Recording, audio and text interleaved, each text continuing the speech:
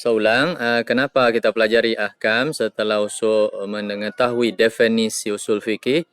Karena hukum-hukum inilah yang harus atau hasil daripada usaha-usaha mereka para ulama inilah yang akan menentukan apakah perbuatan ini hukumnya ini atau ini begitu. Inilah yang disebut dengan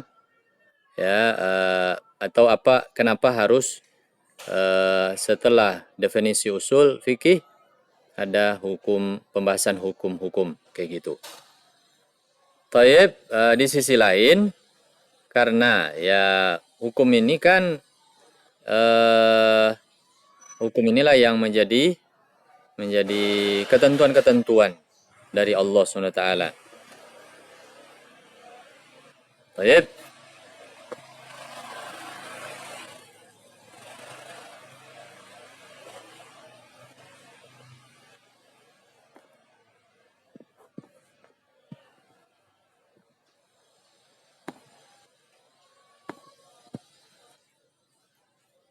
Al-ahkam jamak hukum dan dia menurut bahasa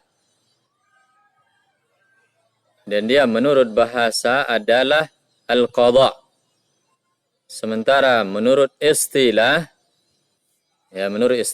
adalah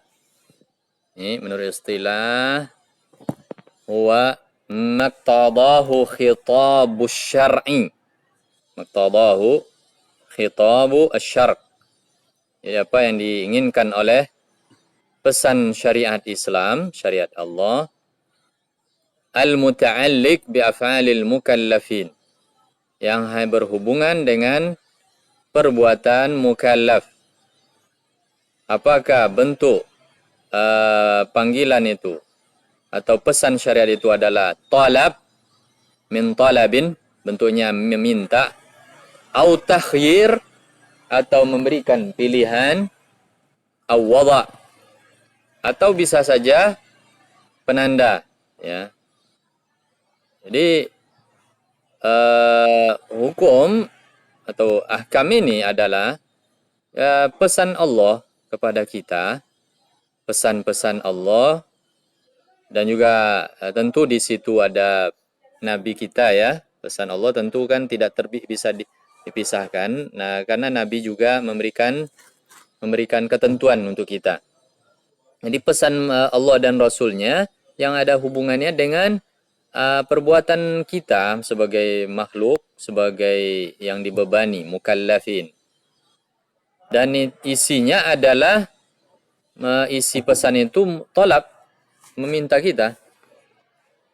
Ada permintaan, atau takhir, atau ada pilihan, masih ada pilihan dari dia, kesannya meminta tapi memilih apakah masih boleh dikerjakan atau bisa atau tak bisa ditinggalkan, masih bisa atau tidak bisa ditinggalkan. Tayyib, awwala, atau penanda. Nah, kemudian di sini seperti yang saya katakan tadi, pesan agama itu adalah Al-Quran, Al-Kitabu was Sunnah. Pesan dari Allah adalah Al-Kitab, sementara pesan dari Nabi adalah Sunnah.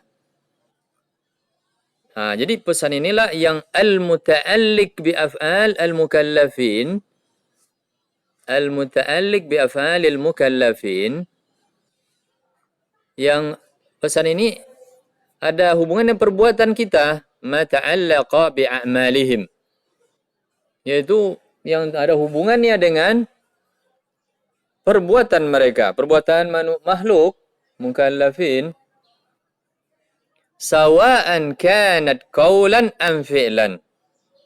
Sama saja apakah dia itu bentuknya perkataan, ya, yang namanya perbuatan kita pasti ada kata-kata kita. Jadi al-fi'lu itu ada bentuknya dua, ada qaul atau maaf, al-amal, ya, ulang. Al-amal, amal perbuatan, amal soleh itu kan ada bentuknya qaul, ada amal soleh itu bentuknya fi'il. berbuat. Nah, dari amal ini ada yang ijad, amal, ada qaul yang harus, ada dua pula. Ada namanya ijad harus dilakukan. Jadi al-qaulu atau qaulun ada dua, ada namanya ijad,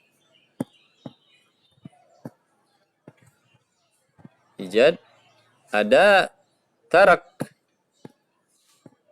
Jadi kita disuruh ijad, mengadakan perbuatan, diadakan. Ada yang tarak, disuruh ninggalkan. Nah, jadi apa saja berkaitan dengan perkataan manusia, ya itulah yang akan dibahas oleh usul fikih, oleh ahkam. Ya. Kemudian ada namanya tadi apa namanya al-fi'il. Ada fi'il itu, perbuatan itu yang disuruh ijad, kita adakan. Ada perbuatan fi'il itu yang tarak, disuruh ninggalin. Nah, itulah isi perbuatan manusia itu. Af'alul mukallafin. Apakah menyuruh kita ijadul qaul, melakukannya, atau tarak, meninggalkan qaul itu sendiri. Ada yang ijadul fi'il, menyuruh kita melakukan atau meminta kita melakukan. Ada tarak, meminta kita untuk meninggalkan. Taib. Kemudian berikutnya al-mukallafin. Mukallafin adalah ma min sya'nihim at-taklif. Jadi, saya ulang. Jadi, mukallafin, perbuatan-perbuatan mukallaf, artinya perbuatan orang yang memang sudah harus dibebani. Beban. Berarti orang yang dibebani ini fala yashmulu, ya. Ini ada yang tinggal di sini. Ya, di sini ada yang tinggal nih. Fala yashmulu. Ini ada la-nya. Tulis. Fala yashmulu saghir wal majnun. Ghair mukallaf, artinya yang namanya anak kecil dan majnun itu ghairu mukallaf. Sehingga tidak disebut mukallafin, ya. Fala yashmulu saghir wal majnun. Ya. Taib. Kemudian isi dari pesan itu adalah talab, meminta. Makanya permintaan itu ada menyuruh, ada permintaan itu ngelarang. Ada permintaannya itu meminta, mengharuskan, ilzam, harus, ya. Harus.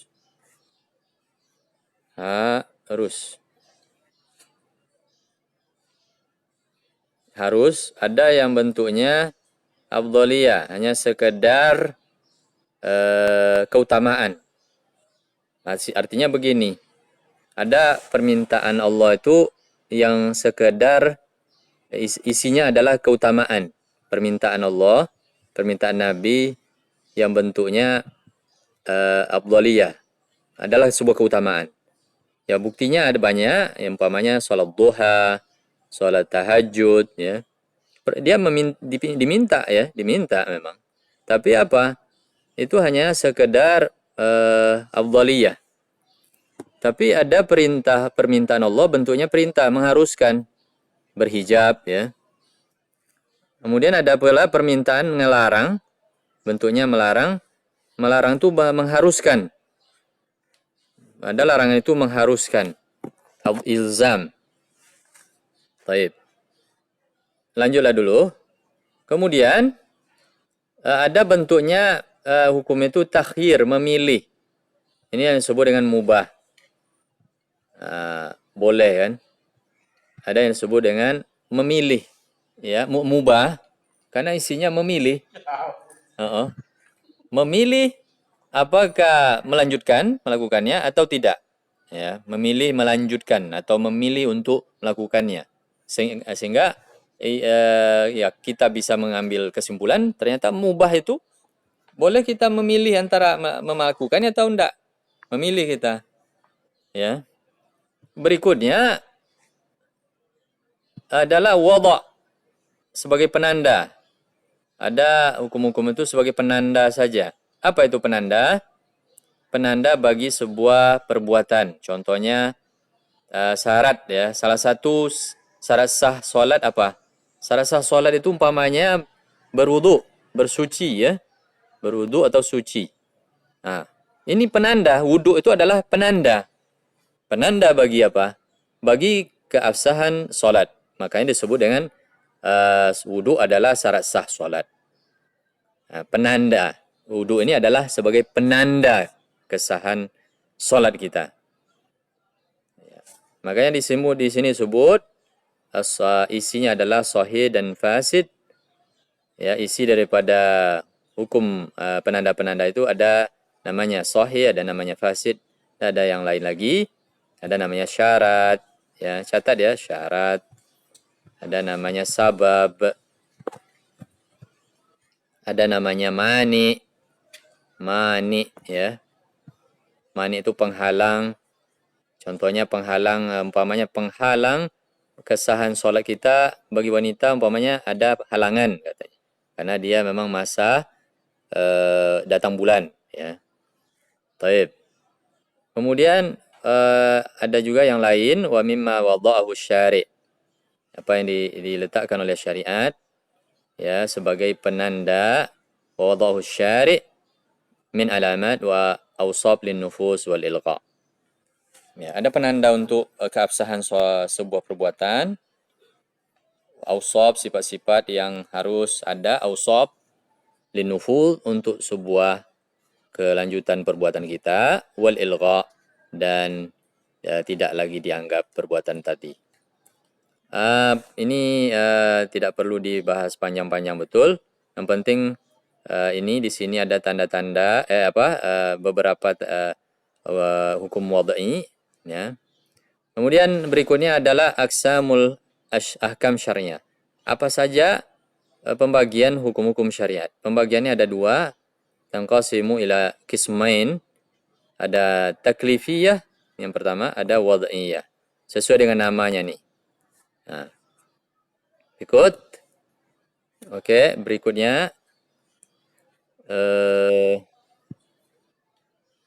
ada taklifiyah. Taklifiyah itu adalah hukum yang ada bebannya. Ma fihi kulfah.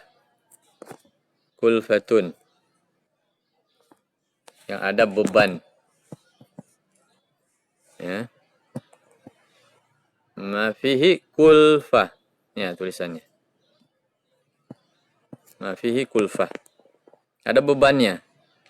Ya, buktinya apa? Taklifiyah itu hukum-hukum, ketentuan-ketentuan agama ya adalah wajib ya. Nih. Wajib, mandub, muharram, makruh, mubah. Taib. Yang wajib nantilah pembahasan yang agak detail ini.